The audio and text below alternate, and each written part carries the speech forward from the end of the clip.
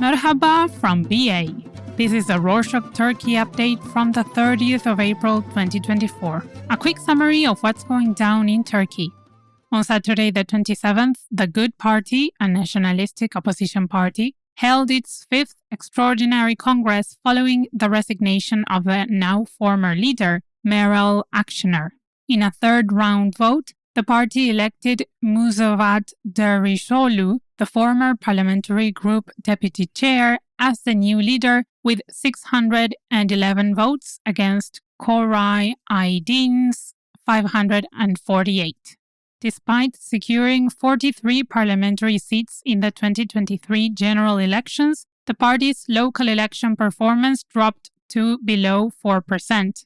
Akşener, in her farewell speech, defended her leadership and vowed to keep supporting the party. The emotional moment saw tears from some party members. Dervişoğlu, after his election, pledged unity and a new direction for the party. Özgür Özel, the head of the Republican People's Party, or CHP, and President Erdogan congratulated Dervişoğlu. In other news, the Agricultural Directorate in the province of Hatay identified rabies-infected stray animals in multiple neighborhoods, prompting a quarantine to curb the disease. The directorate is currently investigating other neighborhoods, focusing on areas with high stray populations. The head of the medical chamber confirmed one case in the Dover district, but hasn't revealed how many there were across the province. She stressed the urgency of the situation, emphasizing the need to halt animal movement to contain the outbreak. Neighborhood administrations await details of the quarantine expected within this week. The disease is mostly eradicated across the country, but the recent surge in rabies cases alarms the Medical Association, which is debating whether the government has the means to battle a potential epidemic if the increase continues. Moreover, rabies adds to the challenges in Hatay, which is still recovering from devastating earthquakes in 2023, with many residents still in temporary shelters lacking basic amenities. Moving on, Oktay Saral, an advisor to President Erdogan, caused controversy by sharing on social media a photoshopped image of Oya Tekin, the CHP mayor of Adana's Seyhan district, taken during her meeting with the pro-Kurdish People's Equality and Democracy, or DEM party, at the party's building. The edited photo depicted Tekin in front of a wall that had a picture of Abdullah Öcalan, the imprisoned PKK leader. Tekin responded by sharing the original photo, clarifying that Öcalan's picture wasn't on the wall, and condemned Saral's actions. Even though Saral deleted the post, he accused Tekin of associating with terrorists. The government often links the DEM party with the PKK, despite no legal connection between them. To check out the pictures, follow the link in the show notes. In a dramatic scene, Ibrahim Efe, a Justice and Development Party or AKP member of the Izmit Municipal Council, was captured on video throwing himself to the ground, rolling and shouting for police assistance near Fatma Kaplan Hurriyet, Izmit's mayor. Hurriyet criticized Efe's action, accusing him of staging an attack.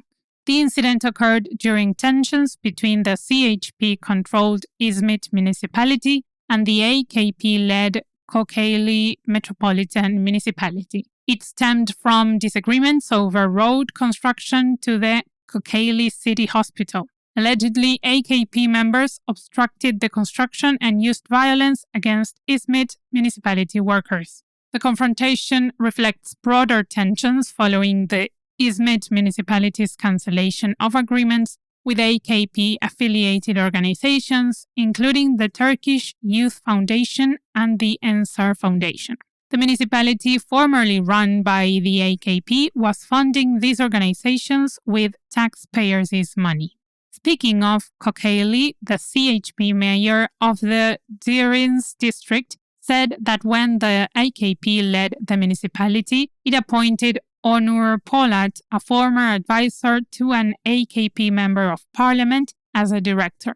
He added that even though he was still employed at the municipality and receiving a salary, he hadn't visited the municipality for 3 years. Reportedly, none of the 530 municipal employees know him. The municipality will seek legal action against him, and if the investigation confirms the allegations, the municipality will request Polat to pay back 3 years' worth of salary. On Sunday the 28th, the Culture and Tourism Ministry launched an inquiry into Antalya's Limac Lara Hotel after reports of a Romanian guest being charged an additional, quote, nationality fee, unquote, of 120 euros. The ministry demanded an official explanation from the hotel and appointed an auditor for further investigation.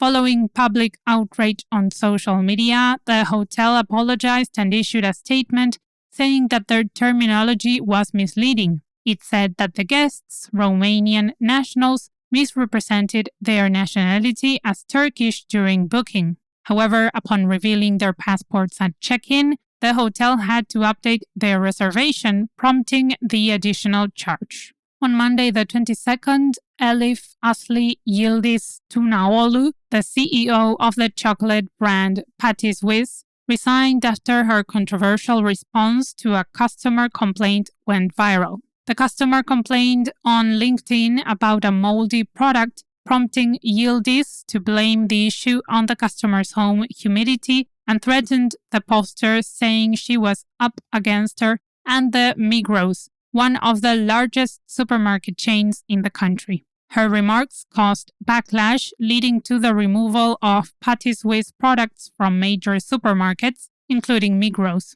Yildiz later apologized for her response, acknowledging it was inappropriate and resigning from her position as CEO. She expressed regret for upsetting the customer. After this incident, some started investigating the Patty Swiss brand. It's a relatively new firm. It was founded less than 3 years ago and reached a profit of over $250 million in that short time. However, some stated that the company only paid 40,000 liras, around $1,200 in taxes. Still on customer service, in Ankara, 2 hotel owners lashed out at customers who posted negative online reviews. The hotel owners' offensive remarks sparked outrage on social media, leading to severe criticism. The Black House Hotel in Bad Shalevler reportedly verbally abused customers who left unfavorable comments using inappropriate language. Similarly, the Elegance Hotel insulted its customers. The Black House Hotel later said their social media accounts were hacked, denying responsibility for the comments. In some political news, words going around that Murat Kurum, who competed against Ekrem İmamoğlu for Istanbul municipality mayor in the local elections this year, might replace Mehmet Ozaseki, the Environment and Urbanization Minister. According to Gazete Pencere, a news outlet, there's speculation within AKP circles regarding Kurum's future. Some suggest that Kurum could step in for Ozaseki due to the minister's health issues. However, many argued against such a move, viewing it as a rewarding failure given Kurum's unsuccessful bid for mayorship. Moving on to the economy, on Thursday the 25th, the central bank announced that it was keeping its policy rate at 50% following the AKP's first-ever electoral defeat. The bank reported high inflation and stated that it would monitor it closely and maintain a tight monetary policy until inflation decreases significantly. Since June last year, they have been steadily increasing interest rates from 8% to 50%. Despite political changes, officials remain committed to this approach. On Monday the 29th, Getir, a Turkey-based delivery firm, announced its decision to pull out from the European and US markets to redirect its focus to its primary domestic market. This was called into question as it's a significant shift following years of expansion and success. Initially thriving during the COVID-19 pandemic, Getir reached a net worth of $12 billion. It rapidly expanded its operations across Western Europe as well as in New York and Chicago. However, with the pandemic ending and people resuming in-person shopping, profit margins dropped, posing challenges in sustaining investments in these markets. And to close this edition, universities like Bogazici, Middle East Technical, and Istanbul Technical have expressed sadness and concern about reports of police brutality on U.S. campuses during pro-Palestinian demonstrations. These institutions have faced similar scrutiny for their handling of protests in the past. And that's it for this week. Thanks for joining us. We wanted to love these updates even more than you already do. So we've prepared a super quick survey that will just take a few minutes to fill out. Now we get it, you might be tangled in a web of errands, buried in a pile of laundry, or wondering what on earth show notes even are. But trust us, it's worth it. Your feedback helps us keep the updates coming your way. Hoşça kalın.